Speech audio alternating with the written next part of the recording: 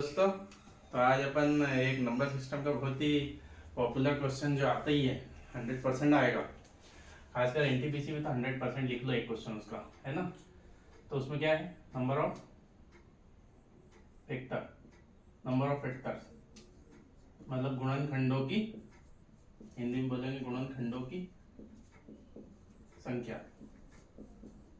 बहुत ज्यादा IMP topic है ये, ठीक है। इसका नंबर ऑफ फैक्टर, तो जैसे अपन ने लिया 72, है ना, 72।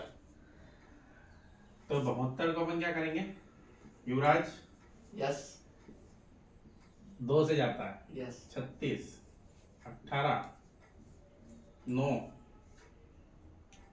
3, 3, 1 भाग दे रहा हूं मैं बस।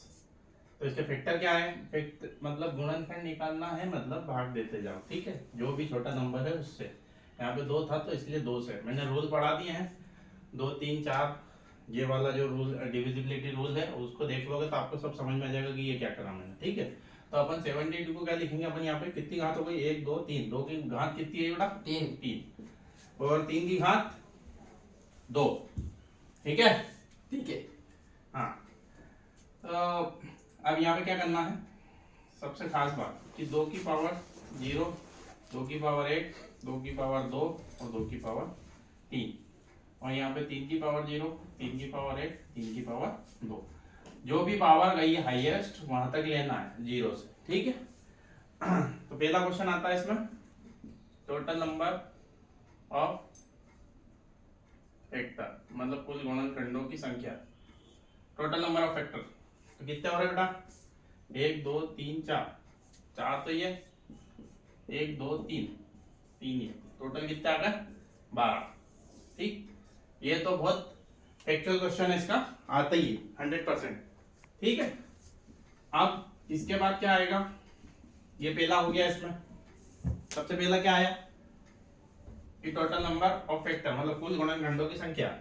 अब आएगा इसमें इवन फैक्टर, इवन, इवन में क्या आएगा, देखो इवन में कहाँ कहाँ आ रहा है, 1 और 2, ठीक।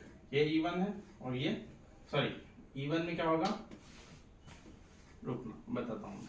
इवन में क्या करना है बेटा, 2 की पावर 0 मतलब किसी की पावर 0 होती है, किसी की भी पावर 0 होती है, किसी की भी पावर 0 होती है तो वो क्या होता है 1 होता है, ठीक है। तो यहाँ पे 1 हो गया, बाकी ये 3 है तो इसको ले लो 3, और ये इसके तो टोटल ही लेना है 1, 2, 3, तो कितने आ गए 9, ठीक।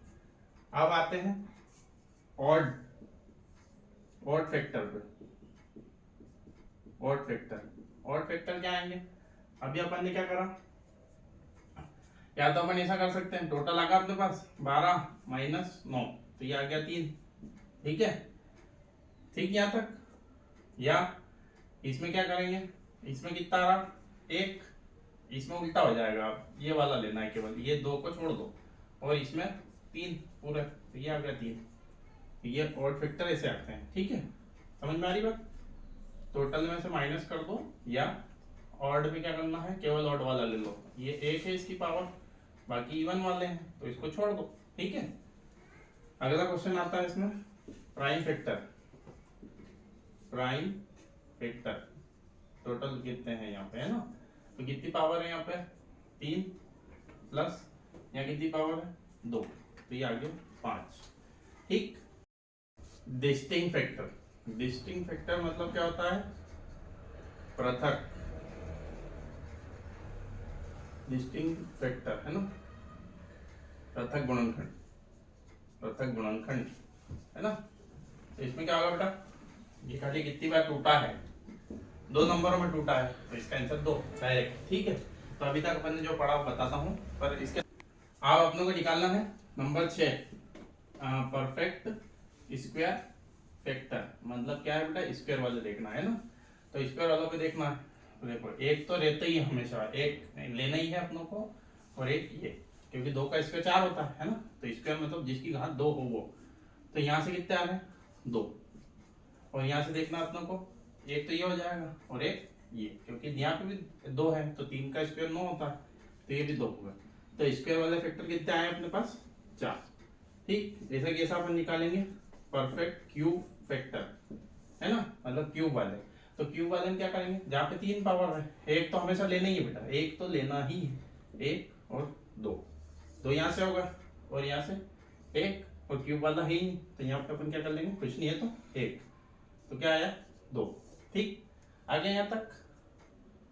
और लास्ट इसमें पूछा जाएगा sum of factor, sum of factor मतलब गुणनखंडों का योग, गुणनखंडों का योग। तो इसमें क्या करना है बेटा, जो भी पावर है, जो भी पावर है, जैसे 2 की पावर 0 प्लस 2 की पावर 1 प्लस 2 की पावर 2 प्लस 2 की पावर 3, ये दो वाला हो गया, और यहाँ पे गुणा लगा दो बीच में, ठीक है, क्योंकि अपनों को नंबर, टोटल नंबर सम निकालना है, वो भी तो सम मतलब प्लस कर दिया और बीच में गुणा आता है, ये याद रखना।